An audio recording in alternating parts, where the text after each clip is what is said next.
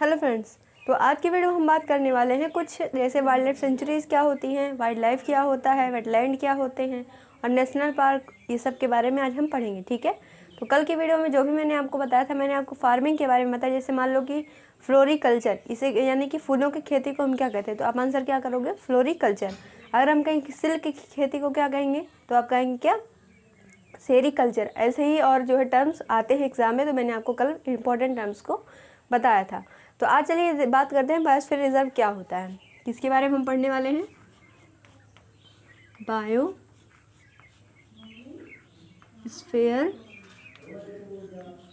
Reserve.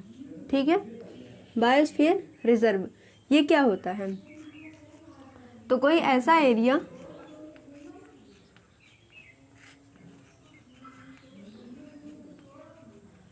जहाँ पर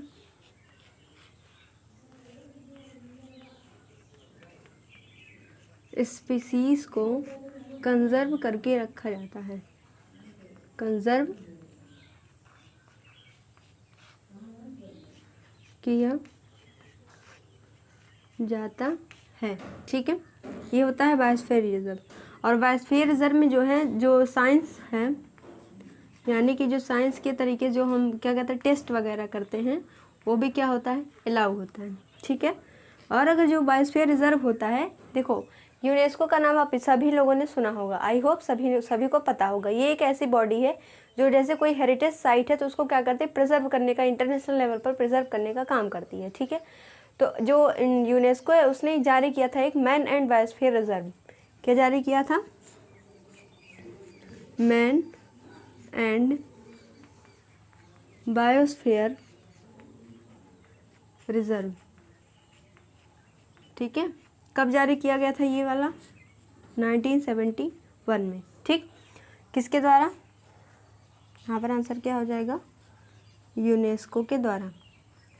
ये क्यों जारी किया गया था कि जो मैन एंड बायोस्फीयर रिजर्व कहा गया है, क्या कहा गया है इसमें, मैन एंड बायोस्फीयर रिजर्व।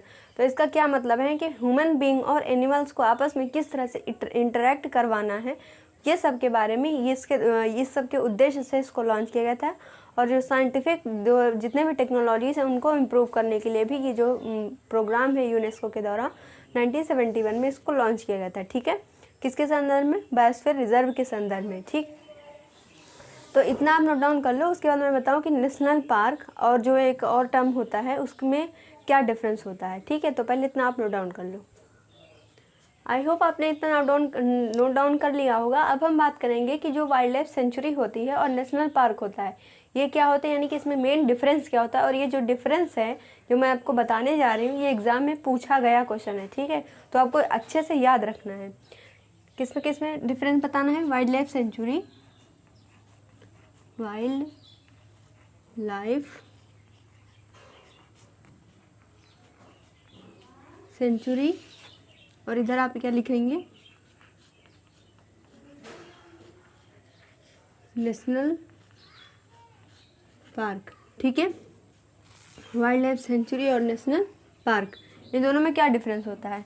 तो जो वाइल्ड लाइफ सेंचुरी होती है, पहला नंबर देखो इसमें क्या होता है, ह्यूमन एक्टिविटी अलाउ होती है, यानी कि इसमें ह्यूमन जा सकते हैं। जैसे हम लोग अगर जाना चाहें तो यहाँ पर जा सकते हैं। ठीक है, ह्यूमन एक्टिविटी क्या होती है, अलाउड होती है। इसमें क्या होता है, पहला डिफरेंस, इसी में ह्यूमन एक्टिविटी नहीं अलाउड होती। क्या है, ह्यूमन एक्टिविटी नॉट अलाउड। इसमें क्या होता है, ह्यूमन एक्टिविटी अलाउड नहीं होती है। सेकंड नंबर का जो डिफरेंस है वो क्या है, दूसरा डिफरेंस इसमें लिखेंगे और इसमें भी।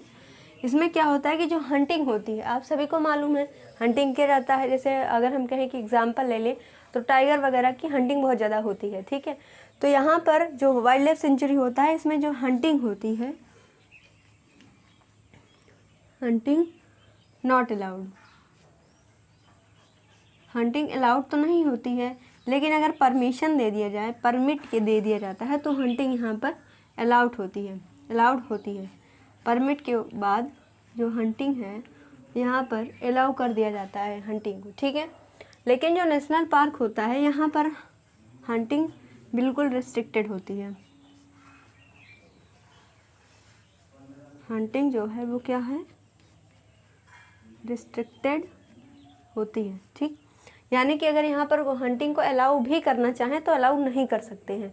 और जो नेशनल पार्क होता है उसमें ह्यूमन एक्टिविटी बिल्कुल भी अलाउड नहीं होती है और हंटिंग भी नहीं अलाउड होती है आप बावजूद परमिट के। लेकिन अगर जो हम कहें कि जो ये होता है क्या बोलते हैं वाइल्ड लाइफ सेंचुरी जो होता है, इसमें जो है हंटिंग भी अलाउड होती है परमिशन के हिसाब से। अगर परमिशन आपने ली है तो हंटिंग अलाउड है, नहीं तो नहीं अलाउड है, और ह्यूमन एक्टिविटी यहाँ पर अलाउड होती है। अगर हम कहें कि कोई नेशनल पार्क आप बताइए तो बहुत ज़्यादा फेमस नेशनल पार्क हो, तो क्या आपके दिमाग में कौन सा नेशनल पार्क याद आएगा? तो आप आंसर करोगे काजीरंगा नेशनल पार्क। ये जो नेशनल पार्क है वो कहाँ पर है?